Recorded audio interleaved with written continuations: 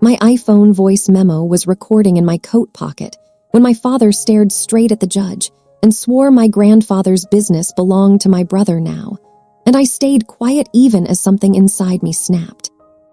The judge's eyes changed like she had just found a line in the file that nobody in my family knew existed, and I realized the real story was not the one my parents were telling, but the one they were about to regret. My name is Quinn, I am 28, and I work as an office administrator at a medical billing company. I have always been the easy daughter, the quiet one, the one you can push aside without a scene. 6 weeks earlier, a thick envelope showed up on my apartment doormat, no return address, my name typed in all caps like a warning. I opened it over my kitchen sink because something in my body knew it would stain everything if I opened it on the table. It was a petition. My brother Knox was suing me for my grandfather's property, not asking, suing. It said I had made a verbal promise to share ownership, then withdrew due to emotional instability caused by overwork. I read that sentence twice because it felt like being accused of being fragile by people who only remembered me when they needed me to carry something heavy. Then I saw the attachments. 2 affidavits, signed by my parents, my mother's neat looping handwriting, my father's hard straight signature, both saying they had witnessed conversations that never happened. My hands went numb first, then my ears started ringing, not anger, not tears, just that cold, empty quiet that shows up when you realize the people who raised you can lie without even blinking. Quick real-life pause, 1 second. Some nights I'm editing these stories and it gets lonely, but your comments remind me I'm not talking into an empty room. Hit like, subscribe, and tell me your city, state, or country and your first name if you want. All right, now let me take you back. When I was a kid, my mother kept a jar of spare keys on the counter. House key, mailbox key, shed key, my dad's truck key. If something got lost, if someone needed help, if there was a mess, she would shake that jar and call my name like I was a tool. Knox never got called. Knox got cheered. He came into our family like a spark. Loud laugh, quick smile, always talking like he was already older than everyone else. My parents treated that noise like confidence, like leadership. If he interrupted, it was cute. If I spoke at the wrong moment, it was disrespectful. At dinner, Knox would say, "When I'm older, I'm gonna run my own business." And my father would beam like he was watching a trophy grow teeth. If I said I wanted to do something, anything, my mother would nod politely and say, "That's nice, Quinn," like she was humoring a child with a crayon. I learned early what my role was. I didn't take the last piece. I didn't choose the movie. I didn't ask questions that made adults uncomfortable. I watched the room and adjusted myself into whatever shape made it calm. The first time I understood the game clearly, it was something stupid. A glass of grape juice. I was 10. Knox was 7. He sprinted through the living room like the carpet was on fire, clipped my elbow, and the juice spilled all over my mother's beige couch. It looked like a bruise spreading. I froze. Knox froze too, but only for a second. Then he started crying before anyone even walked in. Big loud sobs, the kind that sound like innocence. My father rushed in, saw the stain, and turned toward me. "Quinn," he said, already angry, "what did you do?" I opened my mouth. Knox ran into me.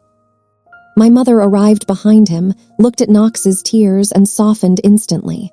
"Oh, sweetheart," she cooed, stroking his hair. Then her eyes flicked to me hard. "Why would you have grape juice in here anyway?" I didn't say, "Because you poured it." I didn't say, "Because you told me to bring it." I didn't say, "You can literally see my glass on the floor and Knox's hands are clean." I just stood there while my father lectured me about being careful and my mother got out a towel and sighed loudly like I had personally ruined her life. Knox stopped crying the second my father looked away. He gave me a tiny smile over my mother's shoulder, like a secret. That's when I learned something that stayed lodged in my body for years. Truth is not what happened. Truth is what the loudest person makes believable.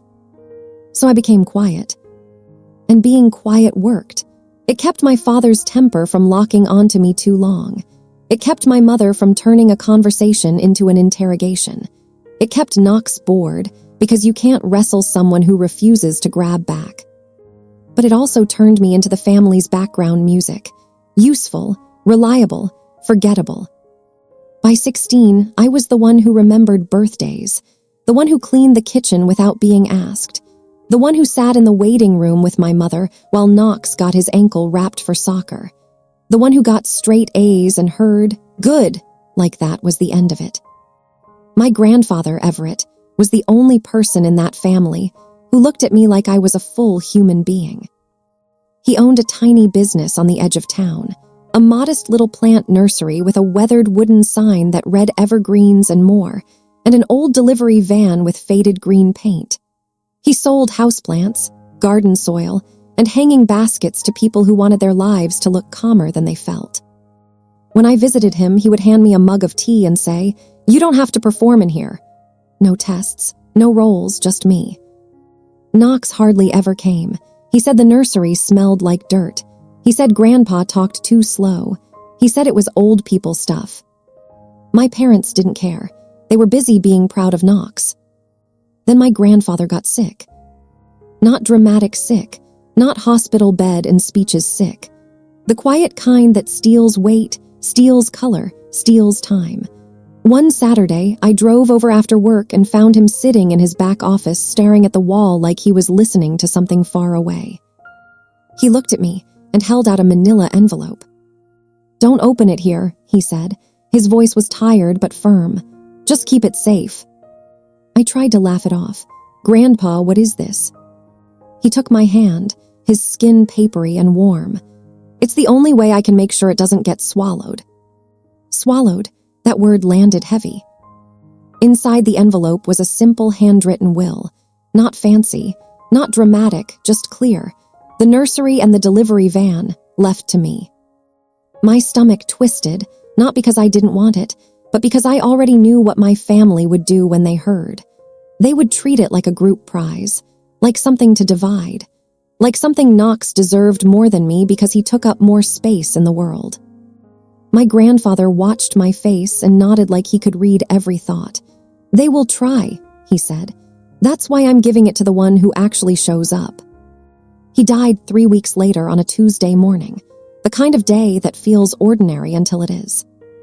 At the funeral, my mother cried loudly in front of people and wiped her cheeks delicately like a performance. My father shook hands like he was running for office. Knox wore sunglasses indoors and looked bored. After the service, my parents sat me down at my aunt's dining table with paper plates and leftover ham sliders, like we were discussing a school project. My father said, "We should sell the nursery. It's a hassle." My mother nodded. "It's not really a business anymore, Quinn. It's just plants." Knox leaned back in his chair and said, "I mean, if there's money, obviously we split it." I remember staring at the crease in the tablecloth, the little floral pattern, and feeling that old familiar pressure in my chest. The moment where you can either fight and get punished or stay quiet and survive. So I said, "I'll think about it." That was my first move, my quiet yes. They heard it as surrender, as permission. They didn't know I had already opened a separate bank account at 18. They didn't know I had saved every bonus and tax return. They didn't know I had been watching them my entire life, learning exactly how they moved when they smelled something valuable. The next morning, while my family slept off funeral food and small talk, I drove to the nursery alone. The place looked tired. The greenhouse plastic was cloudy. The shelves were scuffed. The van had a cracked tail light and an engine that coughed when I turned the key. But it was real. It was solid. It was something that could grow. I started spending every evening there after my day job. I cleaned until my shoulders ached. I scrubbed algae off the greenhouse panels. I replaced broken shelving with used racks I found online. I learned how to fix the irrigation lines by watching videos at midnight, my laptop balanced on a bag of potting soil. The first micro twist came 2 months in, when I discovered my grandfather had been keeping the nursery afloat with a contract I didn't know about. A local apartment complex had been paying him to maintain their lobby plants, swap them monthly, keep them alive. The manager showed up one day, saw me, and said, "Oh good, you're continuing. Your grandfather always said you were the responsible one." That word again, responsible. But this time it didn't feel like a cage. It felt like proof. I renewed the contract, raised the monthly fee slightly, and nobody blinked. Because the plants looked better. Because I did the work. Because I didn't need to be loud to be effective. Business started to inch forward. Not fast, not viral, just steady, the way real things grow. I began offering weekend workshops, how to keep your first houseplant alive, how to build a small balcony garden, how to stop killing succulents. People showed up because it felt simple and kind, not intimidating, not trendy, just real. And the van, the old green van my family called worthless, became my lifeline. I loaded it with trays of pothos and snake plants and drove to pop-up markets. I delivered orders to offices. I hauled bags of soil to customers who couldn't lift them. My hands were always dirty. My nails never stayed perfect. I didn't care. For the first time in my life, the thing I built didn't belong to my family's opinion. Then the second micro twist hit.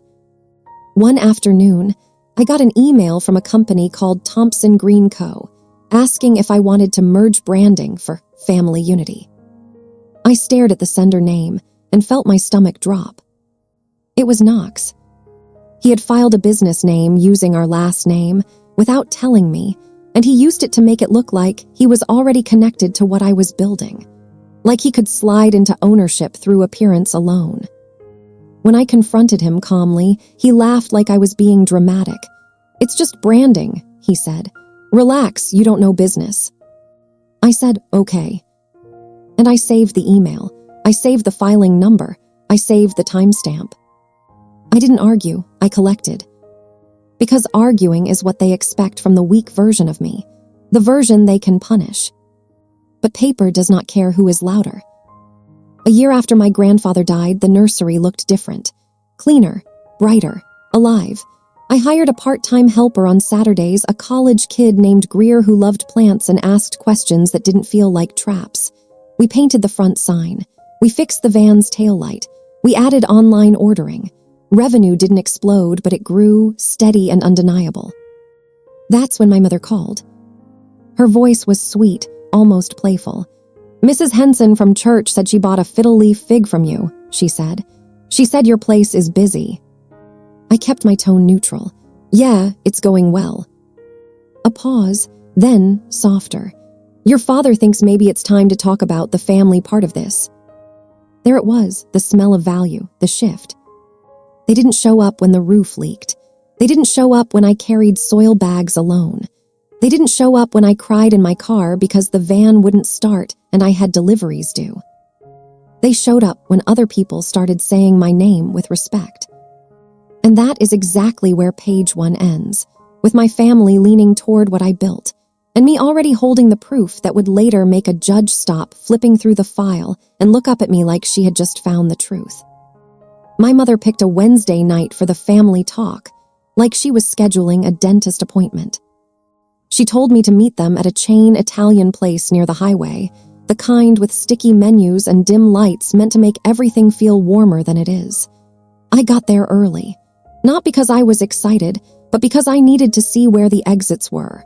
Old habit. When they walked in, Knox led the way. He wore a clean button-down and that confident half-smile he uses when he thinks he's already won. My father, Graham, followed with his shoulders set like a man walking into a job interview. My mother, Noel, slid in last, perfume first, eyes soft like this was all for my own good. They sat across from me, as if the table was a negotiation line. No one asked how I was sleeping.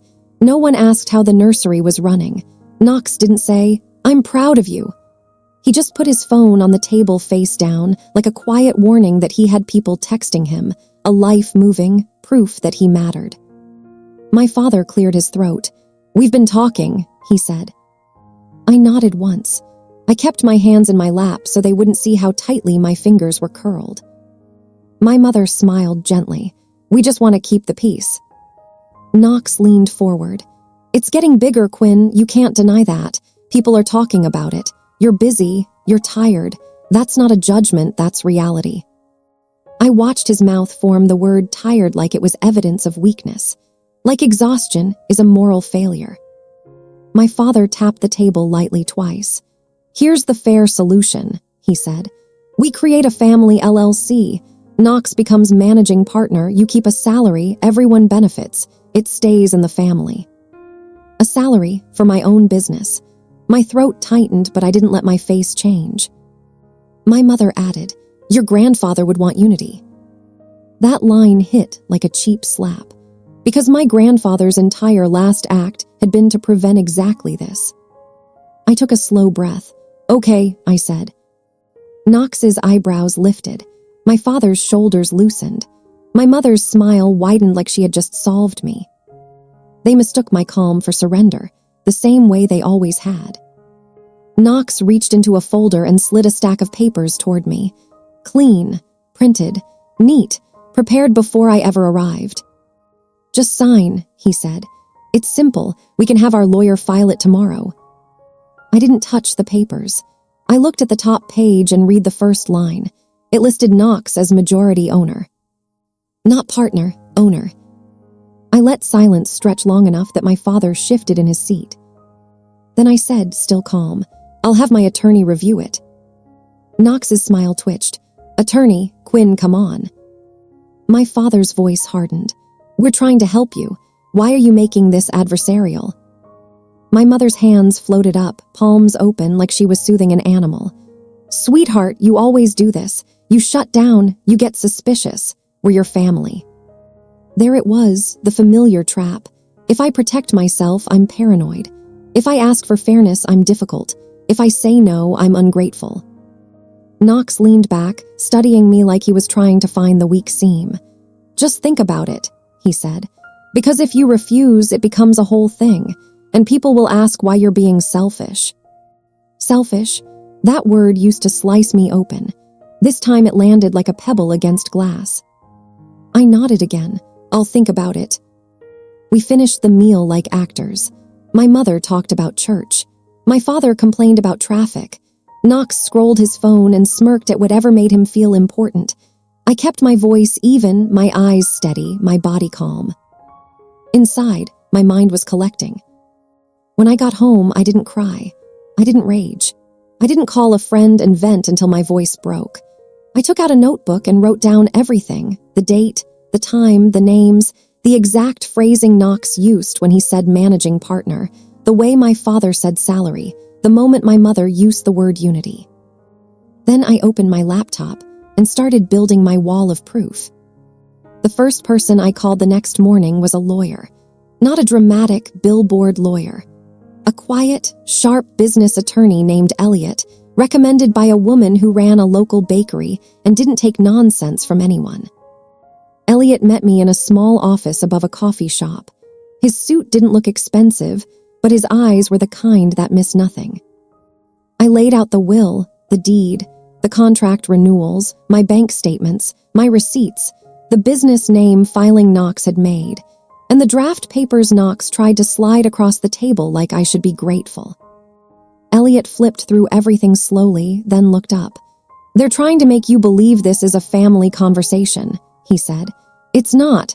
It's a takeover."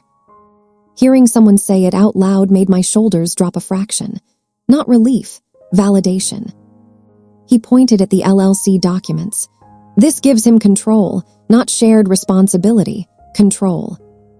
I nodded. That's what it felt like. Elliot asked one question that made my stomach turn. "Who has access to the nursery keys?" The jar of keys flashed in my mind like a warning light. I swallowed. "My parents used to, years ago. I don't know if they still have copies." He didn't react, but his voice tightened slightly. "We changed that today. We drafted a letter, formal and polite, stating that I was the sole owner per the will, that there was no agreement to transfer ownership, and that any interference with operations, contracts, accounts, or property access would be treated as intentional harm." Elliot said something else that sounded small, but changed everything. "From this moment on," he told me, "you stop answering them emotionally, you answer them in writing." That was my language. Paper, timestamps, Clean lines, no room for them to twist my tone. I drove straight from his office to the hardware store and bought new locks for every door. I didn't buy anything fancy, just solid, practical. I replaced the front lock, the back lock, the greenhouse lock. I changed the code on the keypad for the storage shed. I added a simple camera system that sent movement alerts to my phone. It felt strange, protecting my own space like it was under attack, but it also felt like breathing. That afternoon, the first twist hit. I got a call from the apartment complex manager, the one who paid for plant maintenance. "Hey, Quinn," she said, tone cautious. "I got a voicemail from a man who said he was your business partner. He said the nursery might be restructuring and payments should be redirected soon." My hand went cold on the steering wheel. Did he say his name? She hesitated. "Knox Thompson." I pulled over so I wouldn't drive into traffic. My heartbeat wasn't loud, but it was steady, like a drum. "He's not my partner," I said. My voice stayed calm, but I could hear the edge under it. "Do not redirect anything. If you get anything in writing from him, forward it to me." I thought it sounded weird, she admitted, but he sounded confident. Confident is not proof, but people confuse them all the time. I thanked her, hung up, and immediately emailed Elliot. He replied within minutes. "Good, now we have attempted interference. Tell me everything, dates, times." That was the pattern right there. They weren't asking anymore. They were already moving. I drove to the nursery, parked behind the greenhouse, and sat in the van for a minute with my hands on the wheel. I stared at the faded green paint and thought about how my family had laughed at this van. Worthless, they said. Old, useless. Now it was the tool they wanted to steal. I went inside and started pulling records. Contract folders, vendor invoices, delivery routes. I printed my last 12 months of bank statements and highlighted every purchase made from my personal account. I downloaded screenshots of Knox's business name, filing, and saved the confirmation email. I backed up security camera footage to a separate drive. I was building a story that could not be interrupted. When I got home, there was a new email. This time it wasn't from Knox. It was from a local bank branch. The subject line read, "Account update request." My pulse tightened.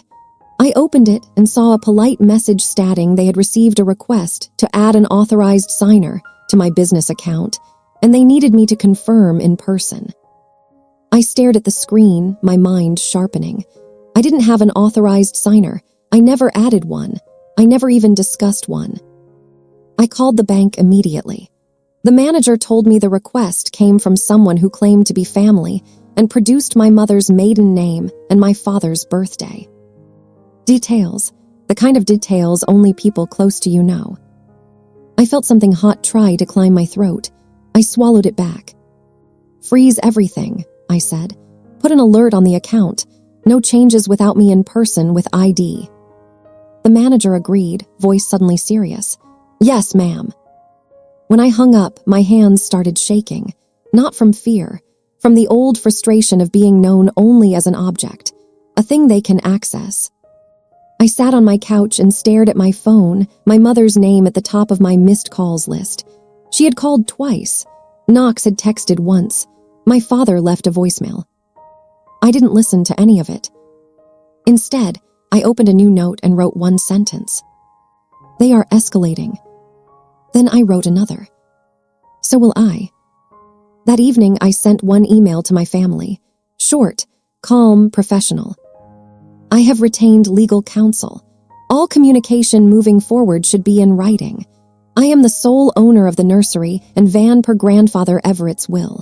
Any attempt to interfere with contracts, accounts, or property will be documented and pursued." I didn't call them thieves. I didn't accuse them of anything. I simply drew a line with clean ink. Knox replied within 10 minutes. "You really want to do this to us, after everything Mom and Dad have done for you?" My mother replied next. "I don't know who you've become, Quinn. This isn't you." That sentence nearly made me laugh, because it was the most honest thing she had ever said. This isn't the version of me they trained. My father's message arrived last. If you keep acting unstable, we will have no choice but to protect the business from you. Unstable, the word again. The same blade, sharpened over years. But this time I didn't bleed. I screenshot it. I saved it. I emailed it to Elliot. He wrote back one line. Good, let them keep talking. The second twist came 2 days later, when Greer, my Saturday helper, rushed into the nursery with her eyes wide. There's a man outside asking customers if you're about to lose the business, she whispered. He's telling people they should wait before placing orders. I walked to the front window and looked out. It was Knox. He was standing near the entrance with his hands in his pockets, smiling like he was friendly, like he was doing community service. A couple of customers stood near him, listening politely, faces uncertain. I watched him for a full 10 seconds without moving. My body wanted to storm outside, wanted to say, leave, stop, don't you dare. The old part of me, the part that still remembers punishment, wanted to fight loud. I didn't. I grabbed my phone, hit record, and walked out. Hey, I said, voice calm, almost warm. Knox. He turned, smile already prepared.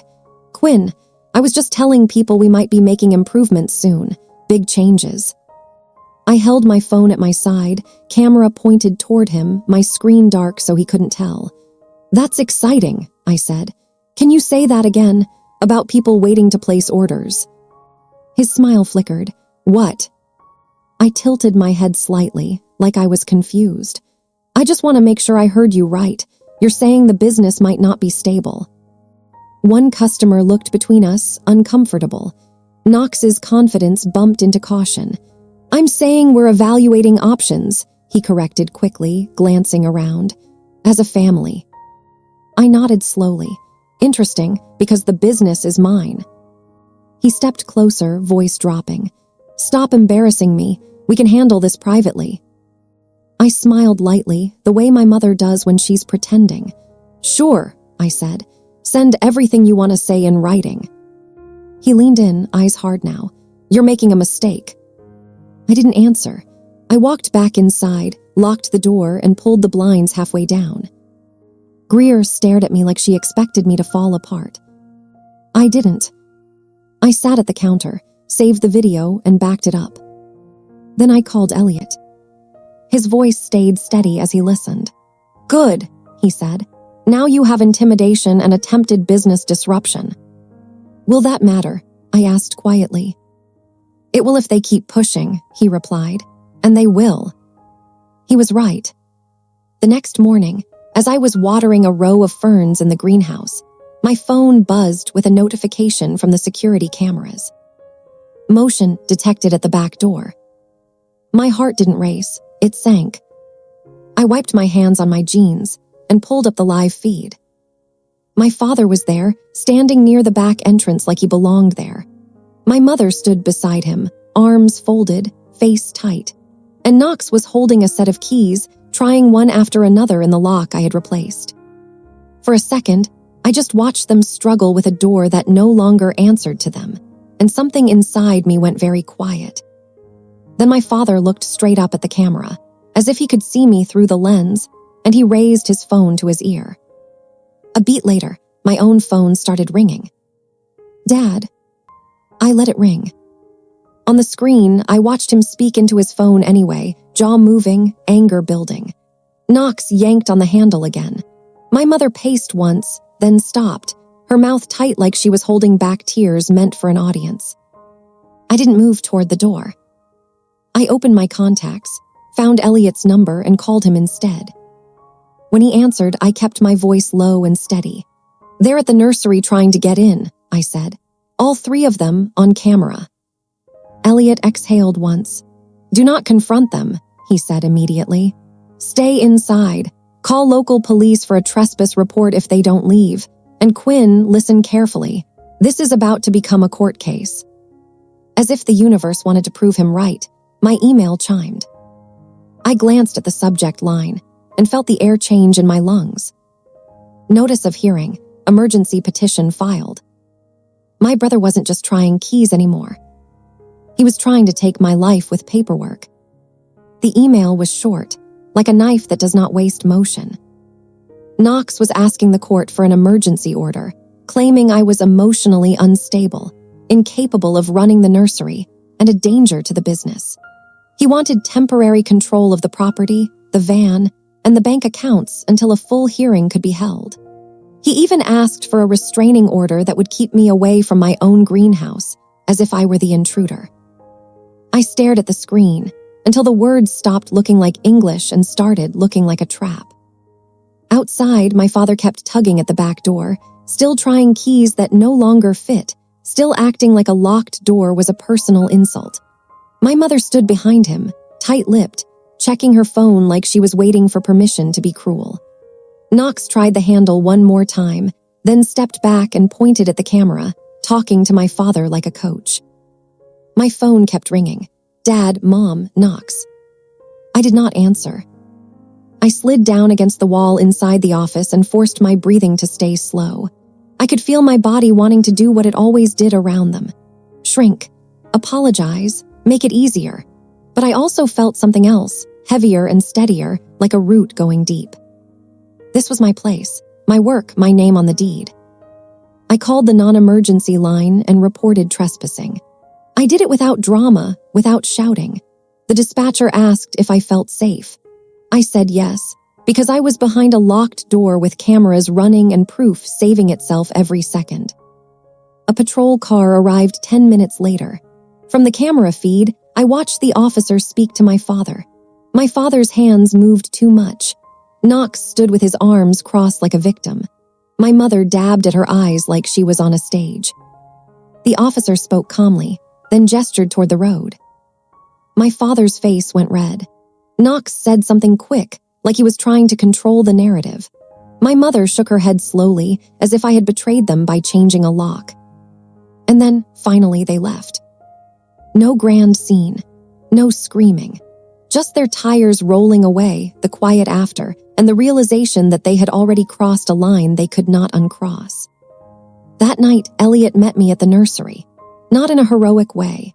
In a practical way, suit jacket off, sleeves rolled up, walking through the greenhouse like a man who understands the difference between feelings and facts. He watched the trespass footage, then the clip of Knox hovering near customers, then the bank email about adding a signer, then the apartment manager's forwarded voicemail transcript. He didn't flinch. "They are building a case with words," he said. "We will end it with documents." He opened his laptop on my grandfather's old desk and started listing what we needed by morning. Printed contracts, receipts, tax filings, insurance, security logs, the police report number, copies of the will and deed, a timeline. I sat across from him, hands still dirty from plants, and felt something strange. Not fear, not even anger anymore, more like clarity. "They're going to call me unstable," I said quietly. Elliot nodded. "That is their favorite word because it turns the room against you without evidence." I swallowed. It's worked before. His eyes lifted to mine. "It will not work in front of a judge who reads." I slept in the nursery office that night, curled on the old couch my grandfather used to nap on. The greenhouse heater clicked on and off. Somewhere in the darkness, the irrigation system hissed softly. I kept waking up, half expecting a knock, a crash, the sound of my family trying again. But the only sound was the plants breathing in the quiet, alive and steady. In the morning, I made coffee, tied my hair back, and printed everything. Every receipt from the first month I took over.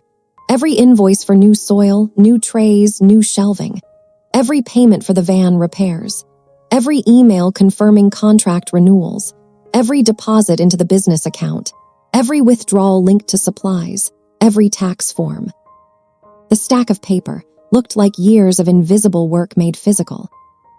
At 9, Elliot and I walked into the courthouse. Knox was already there in a fitted suit, his jaw set like a man who practiced this in a mirror. My parents sat behind him, close enough to make it look like they were the injured party. My mother wore the same soft scarf she wore to funerals. My father held a folder like it contained the future. When Knox saw me, he smiled just a little, like he expected me to crumble. like he expected my silence to keep protecting him. We were called in quickly because it was an emergency petition. The hearing room was smaller than a full courtroom, but the air was sharper, like truth had less space to hide. The judge, a woman with silver hair pulled back tight, scanned the filings and then looked up. "Ms. Quinn Thompson," she said. I nodded once. "Mr. Knox Thompson," she said next. Knox nodded like he belonged there. The judge's tone stayed neutral. "This is a request for temporary control over an inherited business and a vehicle, based on claims of incapacity and risk. Mr. Thompson, your counsel may begin." Knox's lawyer stood. He was smooth, confident, the kind of voice that makes people assume he is correct. He described me as overwhelmed, isolated, exhausted, emotionally volatile. He pointed at the long hours I worked, the late-night emails, the fact that I had not allowed my family to help. He used the word concern a lot. Then he called Knox to speak. Knox stepped forward and said, "I'm here because I love my sister. She works herself into the ground. She refuses support. She gets paranoid. She's been making reckless choices with the business." The judge's face did not change. Knox continued, voice steady. "I have the leadership skills. I have a stable family. I can protect what my grandfather built. I'm asking for temporary authority so the business doesn't collapse because she can't handle pressure." My father nodded slowly behind him, as if he were agreeing with a doctor. Then the judge turned to me. "Ms. Thompson, do you have counsel?" Elliot stood. "Yes, Your Honor." The judge gestured for him to proceed. Elliot didn't start with emotion. He didn't start with my childhood. He started with a single page. "The deed," he said, handing it to the clerk. "The will, both unambiguous, sole ownership to Ms. Quinn Thompson." Knox's lawyer tried to interrupt with an objection about relevance. The judge held up a hand. "Ownership is relevant. Continue." Elliot placed a second set of papers on the table. "This is the emergency request arguing incapacity. Mr. Thompson claims Ms. Thompson is too unstable to run the business, so we are going to discuss stability. Specifically, financial stability and contractual stability." He handed over a timeline. "The nursery's revenue has increased steadily over 12 months, Elliot said. "Contracts renewed, new accounts added, insurance maintained, taxes filed, not a single missed payment." Knox's lawyer said, "That doesn't prove mental stability." Elliot nodded politely. "It proves operational stability, which is what this petition claims is at risk. Now, let's address the alleged risk." He turned one page and looked up, calm as if reading a grocery list. "On Monday at 2:14 p.m., Mr. Knox Thompson left a voicemail to the apartment complex managed by Briarfields Residences, stating he was Ms. Thompson's partner and that payments should soon be redirected." He held up the transcript. The judge's eyes narrowed slightly. "Mr. Thompson, did you contact this client?" Knox's confidence flickered. "I was just exploring options. I didn't tell them to redirect. I said might." Elliot didn't argue. He simply played the voicemail. Knox's own voice filled the room, clear enough to make denial feel childish. He used the words business partner. He used the phrase redirect payments. When the recording ended, silence sat down like a weight. Elliot moved to the next document. "On Tuesday morning, a request was made to add an authorized signer to Ms. Thompson's business bank account. The requester provided private identity answers belonging to her parents. The bank manager flagged it and required confirmation in person." The judge looked directly at my parents. My mother's mouth tightened. My father stared straight ahead, not blinking. The judge's voice stayed controlled, but colder now. "Mr. and Mrs. Thompson, did either of you attempt to change your daughter's bank access?" My mother lifted her chin slightly. "We were trying to protect her. She doesn't always make sound decisions." The judge paused, by adding someone else to her account without her knowledge. My father spoke for the first time, voice stiff. "We believed it would be temporary until things calmed down." Elliot let that hang there. He didn't pounce. He didn't need to. They were handing him the rope. He placed the next item on the table. And finally, we have video evidence of attempted unauthorized entry to the nursery property. He submitted the security footage and the police report number. Knox's lawyer objected again, voice raised. "This is family conflict, Your Honor. Emotions are high." They were trying to talk. The judge's eyes didn't leave the screen as the footage played. My father trying keys, Knox pulling at the handle, my mother packing, my father looking up at the camera. Then the judge looked at Knox. "Mr. Thompson," she said, "you have asked this court to keep your sister away from her own business, claiming she is unstable and the business is in danger. Yet these records show you attempted to interfere with client payments, attempted changes to bank access, and attempted entry to the property. That is not concern. That is control." Knox swallowed. "She shut us out." The judge's tone sharpened. "Adults are allowed to set boundaries. That does not entitle you to override legal ownership." Knox tried again, quieter now. "But my grandfather would have wanted it in the family." Elliot reached into his binder one last time. "Your Honor, there is one more item. We were not planning to introduce it today, but given the nature of the petition, it matters." He handed a sealed envelope to the clerk. The judge opened it, read the first line, and her eyes paused in a way that made the room feel smaller. "What is this?" she asked. Elliot looked at me briefly, then back to her. "A letter written by Mr. Everett Thompson and stored in a safe deposit box. Ms. Thompson was listed as the only authorized person. She retrieved it last week while updating estate records." My stomach tightened, not from fear, but from the memory of my grandfather's hand pressing an envelope into mine, his voice saying swallowed. The judge read silently for several seconds. Then she said, "Mr. Everett Thompson anticipated interference." Knox's head lifted fast. "What?" The judge's eyes moved to him. "He wrote that he left the nursery to Quinn because she showed up, because she did the work, and because he did not trust anyone else to respect his wishes. He wrote, specifically, that if Knox attempted to take control through intimidation, paperwork, or family pressure, it would confirm exactly why he excluded him." My mother's face lost color. My father's jaw twitched. Knox's lawyer stood quickly. "Your Honor, a letter is not a legal document." The judge nodded once. "It is not a transfer of ownership, but it is relevant to motive and credibility, especially when someone claims they are acting out of concern for the decedent's intent." She turned one more page. Then her expression changed again, just slightly, the way light shifts before a storm. "And," she added, "Mr. Everett Thompson also included the password to a business email account he used." Elliot said, "Correct." The judge looked at Knox. "Do you understand what that means, Mr. Thompson?" Knox's mouth opened, then closed. Elliot finally spoke the final piece, calm and devastating.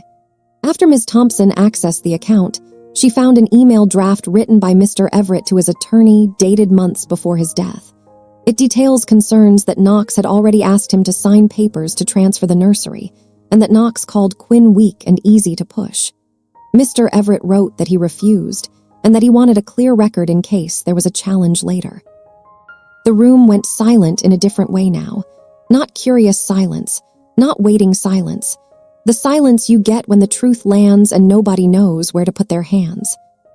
Knox looked at my parents, panic flickering behind his eyes. My father stared at the table like it might crack open. My mother's hands tightened in her lap until her knuckles turned white. The judge leaned back and spoke slowly. "This emergency petition is denied," she said. "There is no credible evidence of incapacity. There is substantial evidence of interference and attempted control by the petitioner and his supporting parties." Knox's lawyer started to speak. The judge cut him off with a raised hand. "And I am issuing a temporary order of protection for the business operations.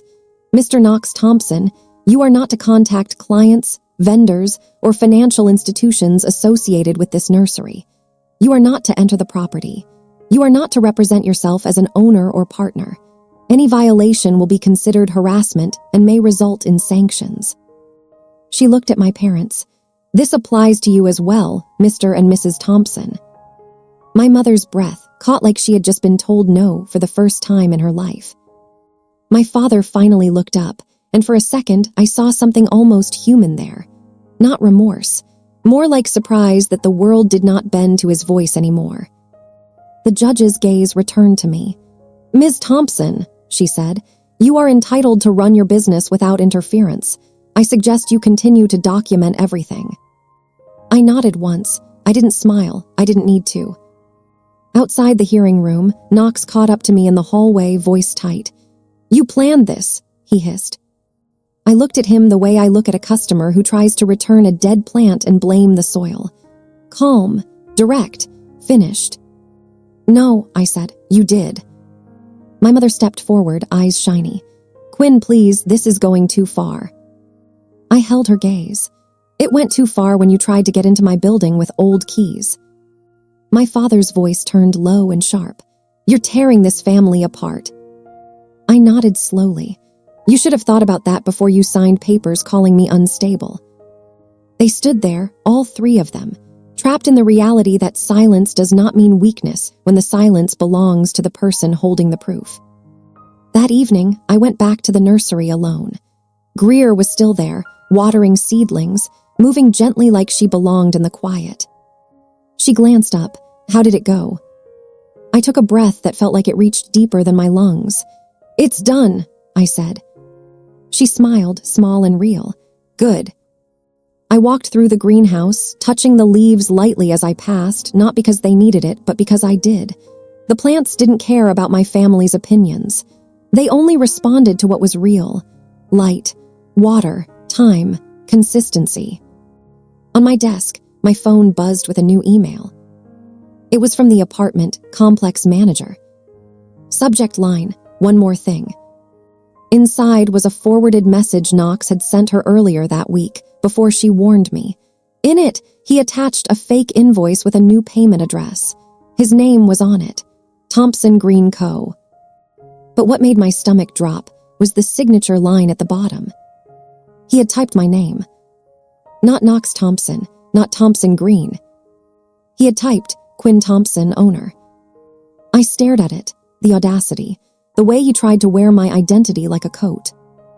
Then slowly, I opened the security camera app and watched the front door. 2 minutes later, as if the universe wanted the final twist to land clean, Knox's car rolled into the empty parking lot. He stepped out, holding a stack of papers in his hand, walking toward the entrance like the judge's order was just noise.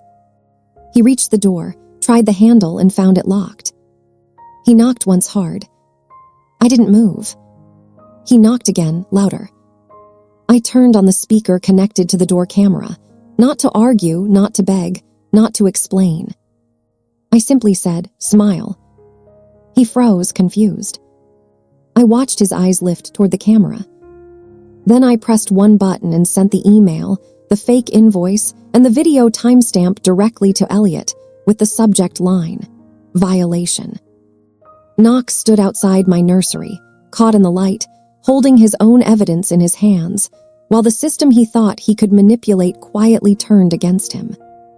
Inside, I walked to the front, flipped the sign to closed, locked the deadbolt, and let the click be my final answer, because for them, this was the end.